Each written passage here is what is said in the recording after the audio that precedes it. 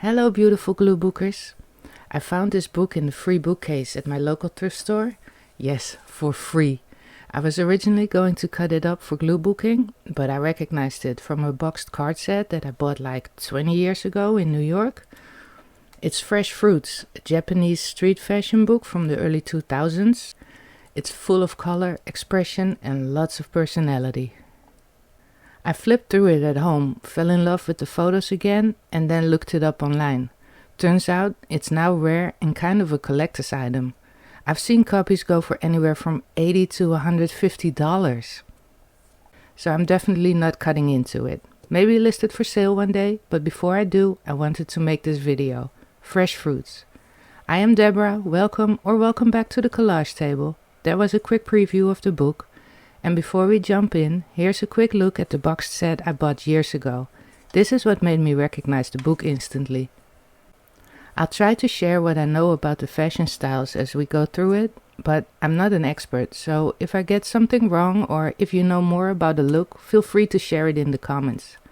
Also, feel free to pause the video if you want a closer look. Some of these outfits definitely deserve a moment. If I'm flipping too slow, you can always speed me up, or if I'm talking too much, feel free to mute me. I won't be offended. So, these are all the cards that I already had, and I will keep these in their box. Now let's take a bit more time and go through the book page by page. It's such a cool piece of Japanese fashion history. I quickly showed it before in my last thrift haul video. I will put a link up on screen and in the description. I know there must be others out there who love seeing these photos as much as I do. Or maybe you're a fashion student looking for some real-life inspiration that is not AI generated. Look at all these wonderful outfits.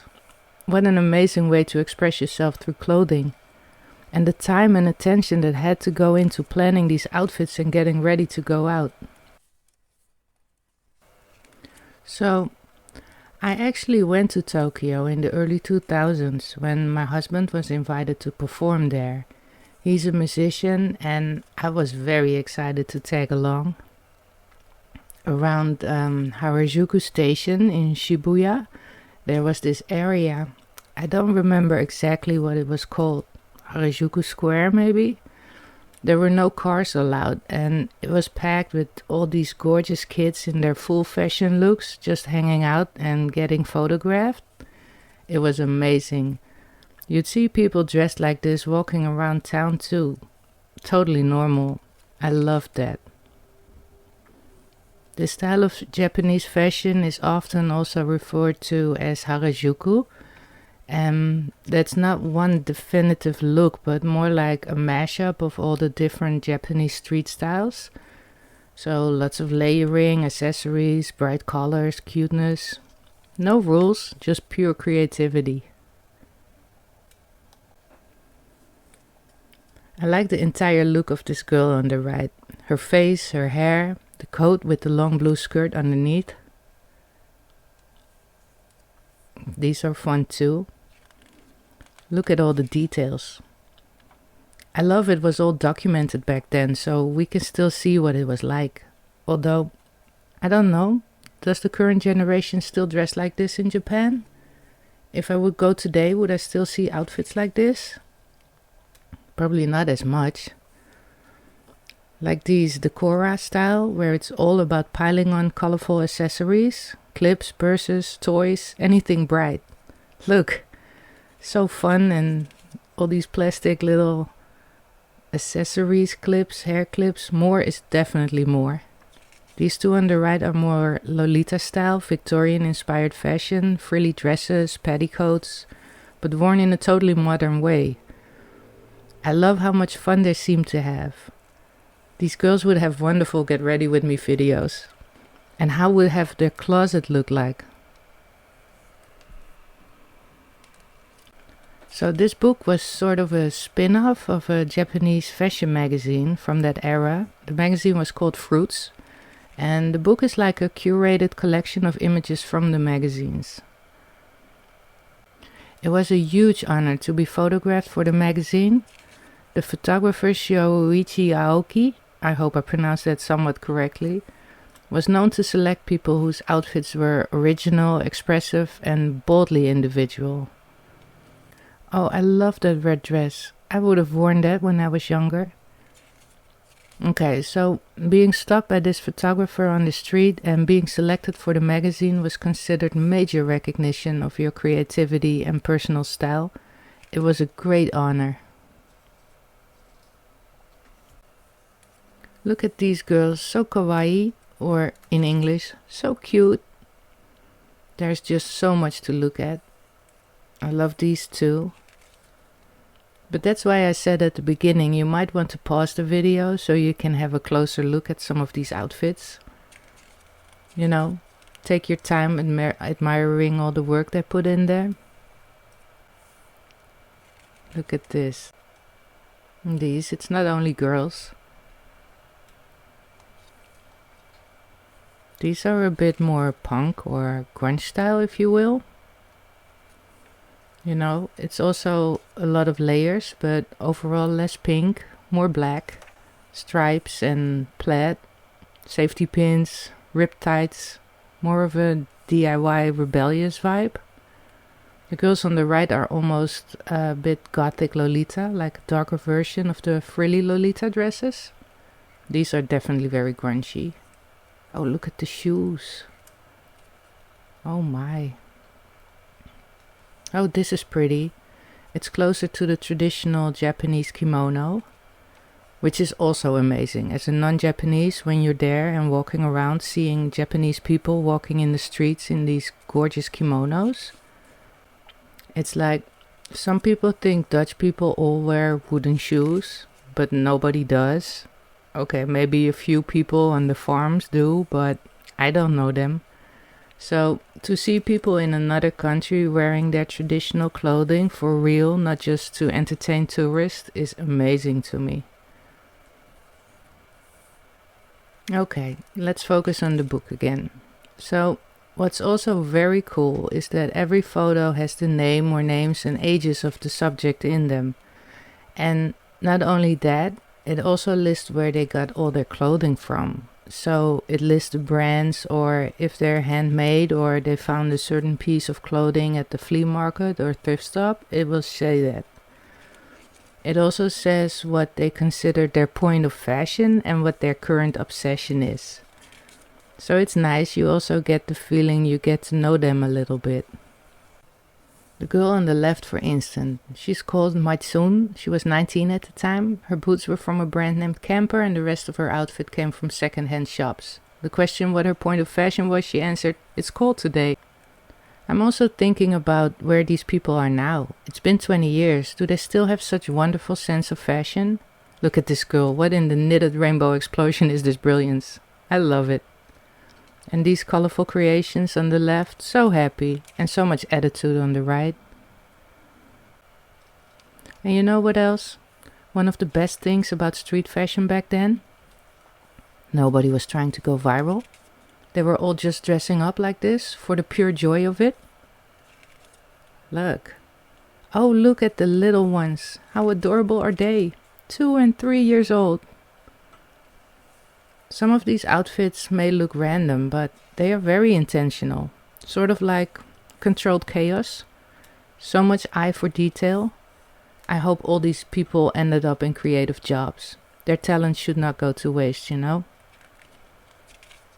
What I also love so much is how confident they all look. Look, like that. Even in the wildest outfits. Here. They wore it like it was the most natural thing in the world. These weren't models or influencers.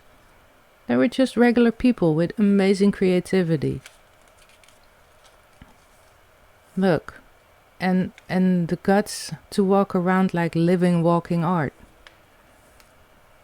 Some of them look so young, but they already had this fearless sense of style. Like, they knew who they were, or at least who they wanted to be. Oh, her point of fashion was the flu? Is that why she was wearing this vintage tablecloth dress? Not many can pull that off. I love it. Yeah. It's amazing. Oh, why are they sitting on the ground? We can't see their outfits like that. Okay. Well, nighttime is giving a different vibe. Her current obsession are flies. Like what? Why? The girl on the left. He might be cosplaying a manga character that I don't know, but it looks fabulous. Oh, she's cute. She's only 15 and obsessed with her studies. Look at all these girlies. Honestly, I wish more people dressed like this. Just for the fun of it. The world could use more colorful knee socks. Just the other day here, I saw this group of high school girls hanging out, and they basically all looked the same. Their outfits, their hair, their accessories. No one was standing out, not even a bit. And looking at all these photos, they are around the same age. It hit me how rare it is to see people dressed this boldly with so much style and personality. Look at these. I love it. And think about it, yes. This was all before Instagram. This was all before there were hashtags, before TikTok trends existed. They weren't dressing for likes or brand deals. They were dressing for themselves and whomever was lucky enough to pass by and see them. The street was their audience, not a feed or an algorithm, not a bunch of online followers. Okay. Let's zoom back into the actual outfits because there's still so much going on all these pages. The girl on the left, it says she's obsessed with being bored, and the one on the right is obsessed with life. If you're a true fashionista, you are probably more interested in all the brands that they are wearing, but I must admit I don't know most of the names, and a lot were wearing small local street fashion brands from that time. So pretty. Oh my, look at this hair. And his jumping shoes. That must be quite the sight if he passed you by in the streets. So, looking through all these pages, I just keep thinking how amazing these photos would be to cut up for my collages. How I would use them in my glue books. Look at her, that's what I mean. All the colors, the poses, the faces. I could use them to make the wildest surreal paper dolls. And each and every one of my collage spreads would be better with one of these colorful fashion outfits. But I just can't do it. This book is too special. Too much a fashion time capsule. Look, this is what I'm talking about. So, I'm not getting out my scissors, not for this one. Some things are just meant to be preserved.